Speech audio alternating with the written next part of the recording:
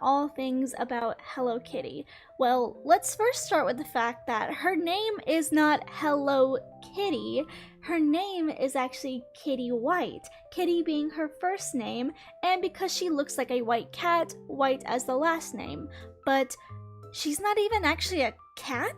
Hello Kitty is actually just a normal British girl who lives in London. Now, this is one that still confuses me to this day because when you actually take a look at Hello Kitty, yes, she looks more like a cat than what we would imagine a normal girl looks like. But she was actually created because in the 1970s, Japan actually had a pretty big fascination with British culture. She was created and designed in 1974 by the Sanrio designer Yuko Shimizu. And in 1975, after debuting on a coin purse collection, she became a global kawaii figure. Hello Kitty is everywhere. She is one of the most widely dominated kawaii figures on all sorts of merchandise. If you go to stores here in the West, you are bound to see her everywhere, from places like Ross, Marshalls, Walmart, Target. She is everywhere, and you can find a wide array of objects splattered with her face, like some that I have, such as my Hello Kitty teapot / coffee maker. Yeah, I did buy that, didn't I? Hello Kitty also is her own individual, but she is often known to be part of the Sanrio group. Sanrio is the Japanese company known for creating the kawaii cute character brands like Hello Kitty, My Melody, Cinnamon Roll, and all of their other friends. Shintaro Tsuji, the founder of Sanrio, states the name actually comes from the Spanish words San Rio, which means Saint River. The reason they chose these words was because they wanted to showcase a culture of peace and friendship that flowed like water. But there are also alternative interpretations of the name Sanrio, especially relating to the Japanese side. San meaning three and river meaning Rio. This also could indicate three great rivers of the world uniting into different cultures. But let's go ahead and hop back over to Kitty. I can make a whole video just dedicated to Sanrio, but we're gonna focus on Kitty in this one. Now, we all know Hello Kitty to be the one who wears the iconic red bow. Now, occasionally this bow has changed due to color schemes for outfits and collabs and whatnot, but occasionally you might come across another cat who seems to have a yellow bow. And no, this is not Hello Kitty or Kitty White. This is actually Mimi, who is Hello Kitty's identical twin sister. Both Mimi and Kitty are born to the White family, including the parents George and Mary White. And the twins have a very close relationship, always shown together. They both have very polite, kind personalities, and they love baking and sweets. Mimi actually appears in a lot of Sanrio media as well, including the OVA series Growing Up with Hello Kitty.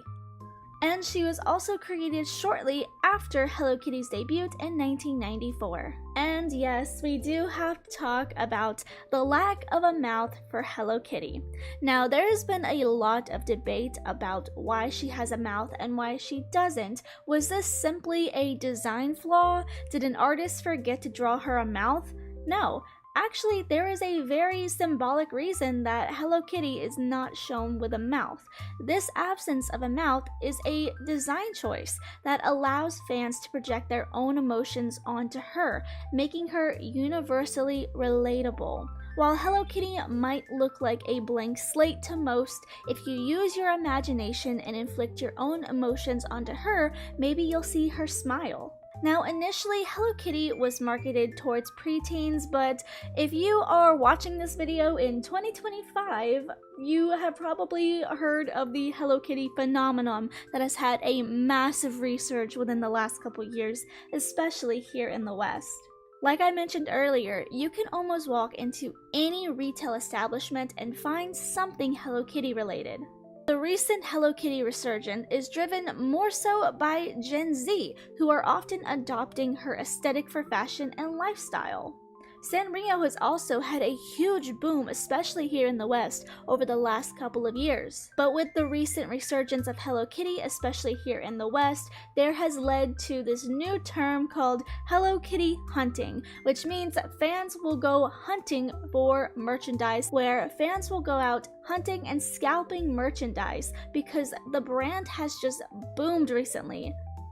50 years after her creation, people are still going crazy for Hello Kitty, and certain goods are being sold at an extraordinary price.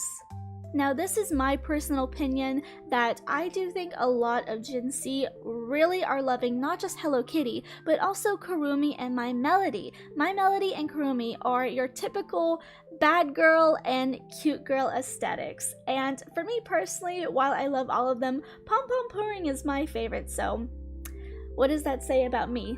Tag yourself. What does your favorite Sanrio character say about you?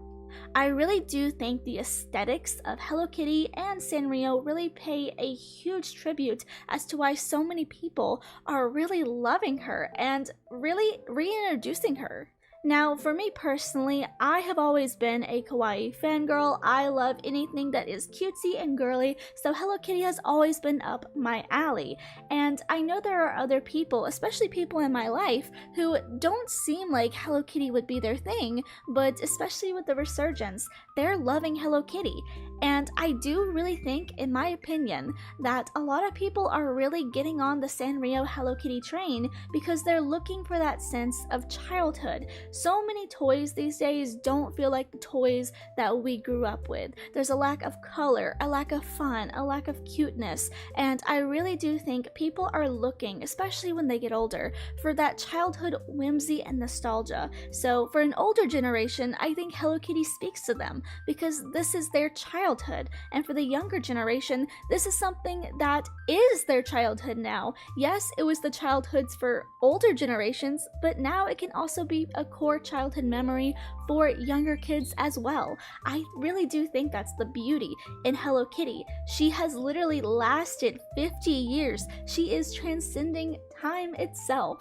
And if you think merchandise was the last venue for Hello Kitty, you are wrong. Yes, her face is featured over 50,000 products, but she also has other forms of media like animations, comics, books, and my favorite, a whole theme park.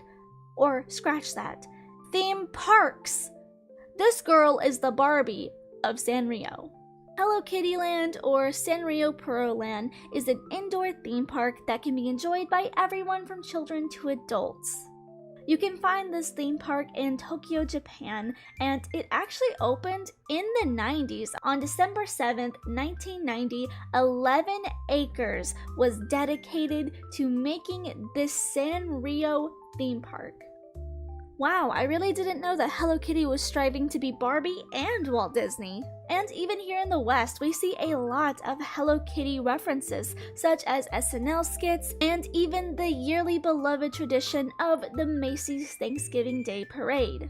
Hello Kitty is absolutely a successful creation. Sanrio has generated more than 80 billion to date with her help. In universe, Hello Kitty is anywhere from 8 to 9 years old, but she is celebrating her 50th anniversary from 2024 to 2025.